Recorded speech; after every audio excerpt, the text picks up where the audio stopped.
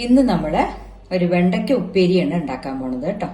അപ്പോൾ ആ വെണ്ടയ്ക്ക ഉപ്പേരി എല്ലാവരും ഉണ്ടാക്കുന്നുണ്ടാവും സാധാരണയായിട്ട്. ഇന്ന് ഞാൻ ഉണ്ടാക്കി കാണിക്കാൻ പോണത് ഈ വെണ്ടയ്ക്ക ഉപ്പേരി നമ്മൾ സാധാരണ ഉണ്ടാക്കുന്നതിനെക്കാട്ടിലും കുറച്ച് വ്യത്യസ്തമായ രുചിയിൽ ഒരു ഹെൽത്തി ആയിട്ട് ടേസ്റ്റി ആയിട്ട് ഉണ്ടാക്കാനുള്ള ഒരു ഐറ്റമാണ് കാണിക്കുന്നത്. വീഡിയോ എല്ലാവരും ലാസ്റ്റ് വരെ കാണണം. അവസാനം ഞാൻ ആ പൊടിക്കൂട്ടുകൾ ആഡ് ചെയ്യുള്ളൂ. അപ്പോൾ അതിന് വേണ്ടിയിട്ടാണ് ഇന്ന് കാണിക്കുന്നത് കേട്ടോ. അപ്പം ഞാൻ വെണ്ടയ്ക്കുണ്ട് മുറിച്ച് വെച്ചിട്ടുണ്ട്, വലിയ ഉള്ളി, കറിവേപ്പില, പച്ചമുളക് എടുത്തു വെച്ചിട്ടുണ്ട്. വെളിച്ചെണ്ണയിലാണ് ഉണ്ടാക്കുന്നത്. ഇനി ഞാൻ ഉണ്ടാക്കുമ്പോൾ ഓരോന്നായിട്ട് കാണിച്ചു തരാം കേട്ടോ. ഇപ്പോൾ പാൻ അടുപ്പത്ത് വെച്ചിട്ടുണ്ട്. ഞാൻ അതിലേക്ക് നമ്മൾ കുറച്ച് വെളിച്ചെണ്ണയാണ് ഒഴിക്കുന്നത് കേട്ടോ. കുറച്ച് മതി, കുറച്ച് ഒഴിക്കുക. നമ്മൾ സാധാരണ കടുകൊക്കെ പൊട്ടിക്കാറുള്ള മാതിരി കടുക് പൊട്ടിക്കുകയൊക്കെ ചെയ്യുക. എണ്ണ ഒന്ന് ചൂടാവട്ടെ കേട്ടോ. എണ്ണ ചൂടായിട്ടുണ്ട്. ഞാൻ അതിലേക്ക് കുറച്ച് വെള്ള ഉഴുതുപരിപ്പ് ഇടുന്നുണ്ട്. എനിക്ക് ശരിക്കും എല്ലാ ഉപ്പേരി, ഉപ്മാവ് ഇതിലൊക്കെ ഉണ്ടാക്കുമ്പോൾ വെള്ള ഉഴുതുപരിപ്പ് ഇടുന്നത് വലിയ ഇഷ്ടമാണ്. അതിൻ്റെ വറുത്ത് വരുമ്പോൾ ആ സ്വാദ് വ്യത്യാസമാണ്.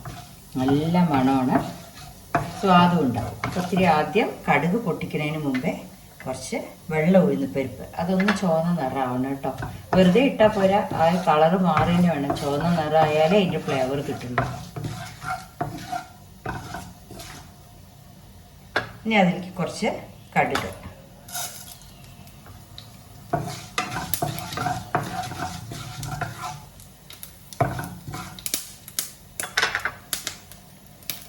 കടുകൊന്ന് പൊട്ടി വരുമ്പോഴേക്കും കുറച്ച് ജീരകം കേട്ടോ.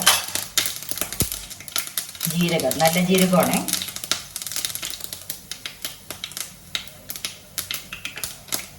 അതും പൊട്ടി വന്നിട്ടുണ്ട്. ഇനി നമ്മൾ മുറിച്ച് വെച്ച വലിയ ഉള്ളി, പച്ചമുളക്, കരിവേപ്പില.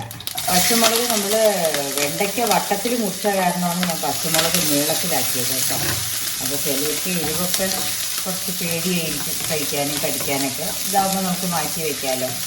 അതാണ് നീളത്തിൽ മുറിച്ചത്. ഇനി ഇതൊന്ന് വഴണ്ട് വരട്ടെ. ഇപ്പോൾ ഉള്ളിയും പച്ചമുളകൊക്കെ വഴണ്ട് വന്നിട്ടുണ്ട്. എരിവ് അവരവരുടെ ഇഷ്ടത്തിന് പച്ചമുളക് വേണമെങ്കിൽ 2-3 ആക്കിക്കൊള്ളൂ കേട്ടോ. ഞാനൊരു 2 ഇട്ടിട്ടുള്ളൂ. ഇനി കുറച്ച് ഉപ്പ് കേട്ടോ. ഉപ്പിട്ടിട്ട് ഒന്ന് വഴറ്റിയ ശേഷം നമുക്ക് ഈ വെണ്ടയ്ക്ക അതിലേക്ക് ഇടാം.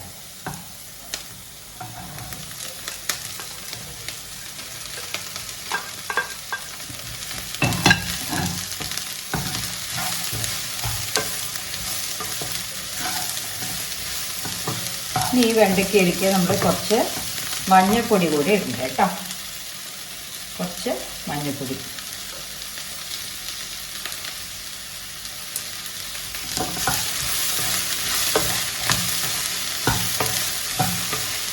വെണ്ടയ്ക്ക നമ്മൾ വാങ്ങുമ്പോൾ കടയിൽ നിന്നൊക്കെ വാങ്ങിക്കില്ലേ, വാങ്ങി കഴുകിയ ശേഷം ഒന്ന് വാരാൻ വെച്ചിട്ട് വാലും തലയും കളഞ്ഞിട്ട് ഒരു പേപ്പറിൽ, ന്യൂസ് പേപ്പറിൽ കെട്ടിയെടുത്ത് വെച്ചാൽ ഒരു 10-20 ദിവസത്തോളം നിൽക്കും.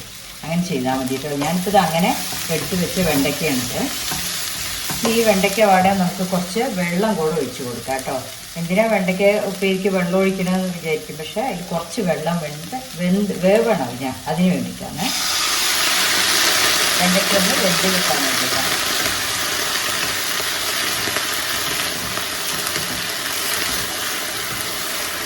ഒന്ന് അടച്ച് വെച്ച് ഇതൊക്കെ ഒന്ന് സെറ്റായിട്ടൊന്ന് വെന്ത് കിട്ടട്ടെ. അവസാനമാണ് നമ്മുടെ മിനുക്ക് പണി കേട്ടോ. അത് പറയാമെന്ന് ഞാൻ പറഞ്ഞിട്ടുണ്ടല്ലോ. ഈ വെണ്ടയ്ക്ക ഒന്ന് അടച്ച് സിമ്മിലിട്ട് വയ്ക്കുക, ഒന്ന് വെന്തോട്ടെ. വെണ്ടയ്ക്ക വെന്തിട്ടില്ല, അങ്ങനെ ഉടയാതെ ഇളക്കിക്കൊണ്ടിരിക്കുക കേട്ടോ. ഇനി ഒന്നും കൂടെ അടച്ച് വയ്ക്കാം, ഒന്ന് വെന്തോട്ടെ. ഇപ്പോൾ വെണ്ടയ്ക്ക വെന്തിട്ടുണ്ട്. അപ്പോൾ ഉപ്പൊക്കെ നോക്കിക്കോളും. എനിക്ക് കുറച്ച് ഉപ്പ് കുറവുമാതിരി തോന്നി. അപ്പോൾ ലേശം ഞാൻ ഉപ്പ് ചേർക്കട്ടെ കേട്ടോ. അത് അധികമായ നമുക്ക് തിരിച്ചെടുക്കാൻ പറ്റില്ലേ. അപ്പോൾ എപ്പോഴും ഉപ്പ് ശ്രദ്ധിച്ച് നോക്കിയിട്ടാൽ മതി. വെണ്ടയ്ക്ക, ചീര ഇതിലൊന്നും കണക്കില്ല. അത് ചുങ്ങിപ്പോയ ഒന്നും അധികം നമ്മൾ എത്ര ഇട്ടാലും ഇല്ല തോന്നും. പക്ഷെ നോക്കുമ്പോൾ അവസാനം പോവില്ല. അപ്പോൾ ശ്രദ്ധിക്കണം.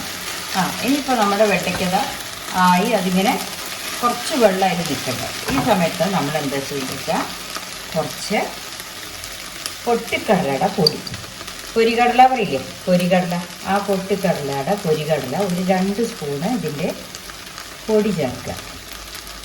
ഇത് ഒരു വാസനയ്ക്ക് സ്വാദിനുമാണ് കേട്ടോ ഇടുന്നത്. ഇനി കുറച്ച് കായപ്പൊടി, ലേശം ഒരു നുള്ള് കായപ്പൊടി. പിന്നെ അതിലേക്ക് ചേർക്കുന്നത് 1 സ്പൂൺ നെയ്യ്, 1 സ്പൂണ് നെയ്യും കൂടെ ഇത് ആഡ് ചെയ്യുക. ഇനി ഇത് 3ഉം കൂടെ അങ്ങോട്ട് മൊരിഞ്ഞ് വന്നാൽ നല്ലൊരു വാസനയും സ്വാദുമാണ് കേട്ടോ. ഇതാണ് ഞാൻ അവസാനം പറഞ്ഞ പൊടിക്കൈ. ഇനിയിപ്പോൾ നമ്മൾ പൊരികടലയുടെയൊക്കെ പൊടിയിട്ടിട്ടുണ്ടല്ലോ, അത് സാധാരണ മിക്സിയിൽ പൊടിച്ച് വെച്ചതൊന്നും. ഇത് ആ വെണ്ടയ്ക്കത്തെ വെള്ളത്തിൻ്റെ അംശമൊക്കെ എടുത്ത് ഒന്ന് റോസ്റ്റായി നല്ല വാസന വരും. അത് നമുക്ക് കുറച്ചും കൂടെ വേണമെങ്കിൽ ആഡ് ചെയ്യാം കേട്ടോ, അത് ഓരോരുത്തരുടെ ഇഷ്ടം. പൊരികടല പൊടി കുറച്ചും കൂടെ നോക്കിയിട്ട് ഞാൻ 2 വലിയ സ്പൂണാണ് എടുത്തത്, അത് പാകമായിട്ടുണ്ട്. ഇനി ഇത് ഈ മൊരിഞ്ഞ് വരുമ്പോഴുള്ള വാസനയാണ് ജീരകത്തിൻ്റെയും വറുത്ത ഉഴുന്നുപരിപ്പിൻ്റെയും വെളിച്ചെണ്ണയുടെയും നെയ്യ് എല്ലാം കൂടെ നോക്കുമ്പോൾ നല്ലൊരു സ്വാദാണ്. ഇതൊന്നും കൂടെ ഇരുന്ന് മൊരിയും കേട്ടോ. അപ്പോൾ വെണ്ടയ്ക്കത്തെ വെള്ളമൊക്കെ വലിച്ചെടുത്തിട്ട് റോസ്റ്റായിട്ട് വരും. കാണിച്ചു തരാം. വെണ്ടയ്ക്കപ്പേരി ഇനി നമ്മൾ ചട്ടുകം വെച്ചിട്ടൊന്നും ഇളക്കണ്ട, ഇതുമാതിരി ചെയ്താൽ മതി. ഇങ്ങനെ ആക്കിയിട്ട് ആ വെള്ളത്തിൻ്റെ അംശമൊക്കെ ഒന്ന് മാറ്റിയെടുത്തിട്ടുണ്ടെങ്കിൽ അടിപൊളി ടേസ്റ്റി ആയിട്ടുള്ള ഉപ്പേരി ആവും കേട്ടോ. ഇന്ന് എല്ലാവരും ഉണ്ടാക്കി നോക്കും. ഓക്കെ, ഞാനത് പാത്രത്തിലെടുത്തിട്ട് കാണിച്ചു തരാം. ഇപ്പം നമ്മുടെ വെണ്ടയ്ക്ക ഉപ്പേരി നല്ല ടേസ്റ്റി ആയിട്ട് അസലായിട്ട് വന്നിട്ടുണ്ട് കേട്ടോ. റോസ്റ്റ് ചെയ്തിട്ട് ആ പൊട്ടിക്കടല പൊടി ഇടുമ്പോഴുണ്ടല്ലോ അതിൻ്റെ ആ പച്ച മണം പോകണം, അതുവരെയ്ക്കും ഒന്ന് ഫ്രൈ ചെയ്യുക. അതിനാണ് നമ്മൾ നെയ്യും കൂട്ടി ചെയ്യുമ്പോൾ നല്ലൊരു വറുത്ത പൊട്ടിക്കടലയുടെ വാസനയും ജീരകത്തിൻ്റെയും പിന്നെ ആ ഉഴുന്നുപരിപ്പ് വറുത്തതിൻ്റെ എല്ലാത്തിൻ്റെയും കൂടെ വാസന. നല്ല ടേസ്റ്റി ആയിട്ടുള്ള വെണ്ടയ്ക്കുപ്പേരിയാണ്. അപ്പോൾ എല്ലാവരും ഒന്ന് ഉണ്ടാക്കി നോക്കൂ. സിമ്പിളാണ് കേട്ടോ, 10 മിനിറ്റ് കൊണ്ട് പണി കഴിയും. Okay, thank